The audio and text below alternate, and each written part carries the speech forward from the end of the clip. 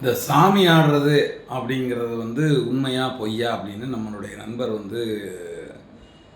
கேட்டிருந்தாப்படி. இந்த சாமி ஆடுறதுங்கிறது என்ன மாதிரி அது ஒரு பழக்கம், அது எப்படி நமக்கு வந்துச்சு, அது உண்மையிலே சாமியும் எந்த ஒரு சாமியும் அம்மனாக இருக்கட்டும், சிவனாக இருக்கட்டும், முருகனாக இருக்கட்டும், அந்த மாதிரி அவங்க உடம்புல இறங்குமா அப்படிங்கிற கேள்வியை நம்ம ஒருத்தர் கேட்டிருந்தாங்க. இப்போ நம்மளும் வாராகி அம்மன் வச்சு வழிபடுறோம், யோகலட்சுமி நரசிம்மர் வச்சு வழிபடுறோம், காமாட்சி வச்சு வழிபடுறோம், முருகனும் வச்சு வழிபடுறோம். இப்போ இந்த சாமி நம்ம உடம்புல வருமா அப்படின்னா அது ஒரு சாத்தியம் இல்லாத ஒரு விஷயம். இன்றைக்கி நிறைய பேர் யூடியூப்பில் அந்த லிங்கை நமக்கு அனுப்பிவிட்டு, சாமி இந்த மாதிரி ஒரு அம்மன் அம்மா மேலே உட்காந்து கீழே ஒரு கருப்பு சாமியை மேலே ஏறி உட்காந்து இந்த மாதிரி சாமி ஆடுறாங்க, இதெல்லாம் உண்மைதானா, இது மாதிரி நடக்குமா அப்படின்னு கேட்குறாங்க. அதுவும் போக பார்த்திங்கன்னா ஒரு ஆந்திராலே எங்கேயும் தெரியல ஒரு அம்மா அப்படின்னு சொல்லிட்டு சவுண்டு விட்டுட்டே குறி சொல்லுது, இந்த மாதிரிலாம் விற்காது. ஒரு அம்மா மட்டும் சொல்லலைங்க, கிட்டத்தட்ட பார்த்திங்கன்னா 20-25 பேர் இந்த மாதிரி சொல்கிறாங்க. அப்படிங்கும்போது அது இந்த சாமி ஆடுறதுங்கிறத பார்த்திங்கன்னா கிராமப்புறங்களில் நாங்கள் சின்ன பிள்ளையாக இருக்கும்போது இந்த மாயாண்டி, சுடலை, கருப்பசாமி இந்த மாதிரி கோயில்களில் உரிமை மேளம், கொட்டு எல்லாம் போட்டு ராத்திரி கூட சாபக்கூடம் நடக்கும்போது அந்த ஒவ்வொருத்தருடைய உடம்புல சாமி வரும், இவங்க உடம்புல வரும், அவங்க உடம்புல வரும்னு அது பாரம்பரியமாக ஒரு சில அந்த கோயில் கொடைக்கு அந்த மாதிரி வருங்க. அந்த குடை வச்சாங்கன்னா வருஷத்தில் ஒரு நாள் குடை வைப்பாங்க. பூஜை, அம்மன் கோயிலாக இருக்கட்டும், என்ன கோயிலாக இருக்கட்டும், பூஜை வைப்பாங்க. அது எதுக்காக அதை அப்படி வச்சாங்க, அந்த வழக்கம் ஏன் அந்த ஆடுற வழக்கம் வந்துச்சு அப்படின்னு சொல்லி கேட்டிங்கன்னா, அதாவது ஒரு பரம்பரையாக இருந்ததுன்னா அந்த காவல் தெய்வம்னுங்கக்கூடிய அந்த கருப்பசாமியோ, சுடலையோ, மாயாண்டியோ நம்ம அந்த தெய்வத்தை நம்ம வருஷத்துக்கு ஒருத்தருக்கு அவங்களுக்கு கிடா பலி கொடுப்பாங்க. அப்போவும் கிடா வெட்டி அந்த மாதிரி அதை அந்த சாமிக்கு அதை படையல் போடுவாங்க. இந்த மாதிரி வழக்கங்கள் இருந்துச்சு. ஆனால் அது குறிப்பிட்ட ஒருத்தர் மட்டும் ஆடுவார். ஆடி அந்த ஊருக்குள்ளே நல்லது கெட்டது மழை எப்போ போயும் ஊர் எப்படி செழிக்கும் என்ன மாதிரி இருக்குங்கிறத சொல்லுவாங்க. அது ஒரு ஐதீகமாக முறைப்படி செஞ்சுக்கிட்டு இருந்தாங்க. ஆனால் இன்றைக்கி பார்த்திங்கன்னா ஆளாளுக்கு ஒவ்வொரு விதமாக சாமி ஆடுறாங்க, ஆளாளுக்கு ஒவ்வொரு விதமாக பண்ணுறாங்கும்போது இது ஒரு சாத்தியமில்லாத ஒரு செயல்பாடாக தான் நம்ம அதை பார்க்க முடியுது. நிறைய பேர் பார்த்திங்கன்னா ஆன்மீகத்தில் இப்போ நிறைய ஆன்மீகவாதிகள் நம்ம இதில் இருந்துட்டு போயிருக்காங்க. அதாவது உதாரணத்துக்கு சொல்ல போகிறோம்னாக்கா நம்ம ராகவேந்திரா சாமி இருக்கார். அவர் பெரும்பாலும் நிறைய வழிபாடு பட்டிருக்கார், நிறைய பேருக்கு நிறைய பிரதிஷ்டி பண்ணியிருக்காரு. அவர் சாமி ஆடினார்னா இல்லை. அடுத்தபடியாக பார்த்திங்கன்னா நம்ம அருணகிரிநாதர் இருந்திருக்கிறாரு, அவர் சாமி ஆடாருன்னா சாமி ஆடல. அடுத்தபடியாக பார்த்தீங்கன்னாக்கா இன்னும் நிறைய குருமார்கள் சொல்லிகிட்டே ரமண மகரிஷி இருக்காங்க. அப்புறம் இன்னும் நிறைய மகான்கள் இருக்காங்க. இந்த மகான்கள்லாம் சாமி ஆடினாங்களா அப்படின்னா அப்படிலாம் யாரும் ஆடல. ஏன் பாம்பன் சாமிகள் கூட சாமி ஆடினார்னா இல்லை. அம்பாளை வழிபடக்கூடிய ஆதிசங்கரர் சாமி ஆடினார்னா இல்லை. அப்போ யார் சாமி ஆடினார்னா மகான்கள் யாருமே சாமி ஆடல, சாமி ஆடி யாருக்கும் குறி சொல்லலை. ஆனால் அவங்க சொன்னது எல்லாமே நடந்திருக்கு, கரெக்டாக இருந்திருக்கு. நம்ம ஆடுறவங்கள பூரா அதாவது உடம்பில் மேலே அடித்தோம்னா ஒரு விதமான வைப்ரேஷன் ஆகும், அதில் எந்த மாற்றமும் கிடையாது. அதில் சந்திரமுகி படத்தில் நம்ம ஒரு அவங்க ஒரு சைக்காலஜி மூலிமா சொல்லுவாங்க, இவங்க தன்னையே ஒரு தெய்வமாக நினச்சிக்கிறாங்க, தன்னையே அதை மாதிரி ஆட வைக்கிறாங்க. அதன் மூலியமாக அந்த மாதிரி ஒரு வைப்ரேஷன் அவங்க உடம்புல வருது. நான் அம்மன் வந்திருக்கிறேன், நான் சுடலை வந்திருக்கேன், நான் காளி வந்திருக்கிறேன், அது செய்யும். நான் கேட்குறது ஒன்றே ஒன்று, நீங்கள் என்னை நார்த்தீகன் நினச்சிடாதீங்க. நான் உண்மையான இறை பற்றாளன்.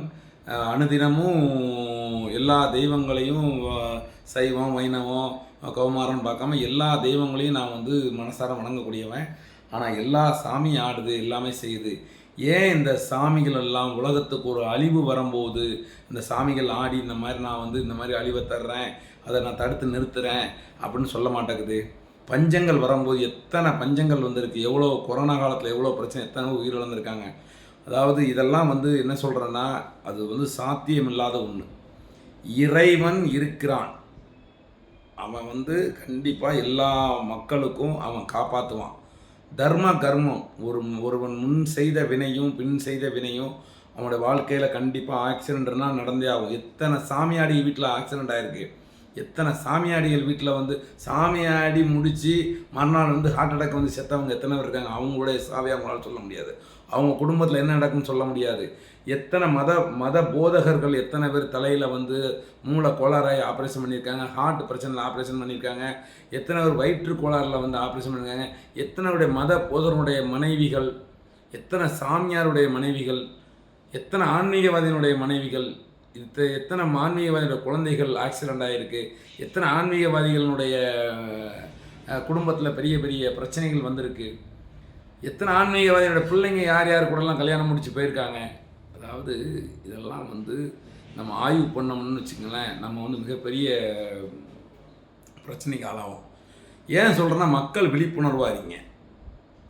உங்களுக்கு தெய்வத்தை வணங்கணுமா, சாமி கும்பிடணுமா, நேராக போங்க, கோயிலுக்கு போங்க, மனசார தெய்வத்தை வேண்டுங்க. அங்கே ஒரு தேங்காய் பழத்தை உடைங்க. தேங்காய் பழம் உடைக்க கட்டணம் கேட்குறாங்களா, தேங்காய் பழம் உடைக்காதீங்க. வீட்டில் வந்து தேங்காய் பழம் உடைச்சி சாமி கும்பிடுங்க. சாமியோடைய ஃபோட்டோ முன்னால் நின்று கும்பிடுங்க. இறைவன் இந்த கோயிலுக்குள்ளே தான் இருப்பான். இந்த கோயிலில் போய் இத்தனை மணிக்கு தெய்வத்தை பார்த்தா தான் அதை பார்க்க முடியும். 1000 ரூபா கட்டணம் கட்டினா தான் அந்த கோயிலில் போய் பார்க்க முடியும். இவ்வளோ காணிக்க போட்ட தான் சாமி நம்மகிட்ட வந்து இது பண்ணுவார்.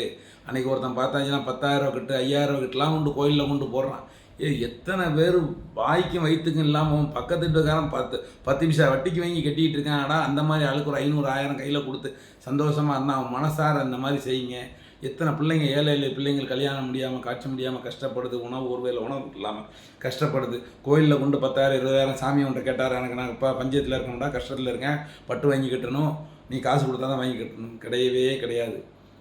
எந்த ஒரு தெய்வமும் நம்மகிட்ட காசு கேட்கல. ஆனால் தெய்வத்துக்கு காசு தேவையில்லை, மனிதனுக்கு காசு தேவை. தெய்வத்துக்கு வயிறு பசிக்காது. எல்லா கோயில்கள்லேயும் 5 கால பூஜை நடந்துக்கிட்டு இருக்குது, சிறப்பாக நடந்துகிட்டு இருக்குது. கோயில் காசு நீங்கள் போட வந்து பார்த்தீங்கன்னா அதை எடுத்து கண்டதுக்கெலாம் செலவு பண்ணுறாங்க. இன்றைக்கி கோர்ட்டே திருப்பி சொல்லி கோயில் காசு எடுத்து கண்டதெல்லாம் பண்ணாதீங்கடா, லாட்ஜி கட்டாதீங்க, அது கட்டாதீங்க. கோயில் இடத்த எத்தனை ஏக்கர் இடத்த ஆக்கிரமிப்பு பண்ணி இன்றைக்கி வந்து என்னென்னமோ பண்ணி வச்சுருக்காங்க.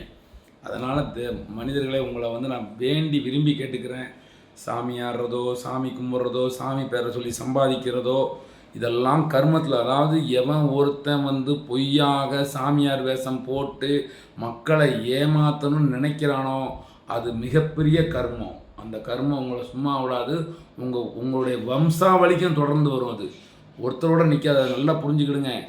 இறைவனை வணங்கு, இறைவனை வணங்க சொல்லு, இறைவனுடைய திருவடியை தஞ்சம்னு போக சொல்லு.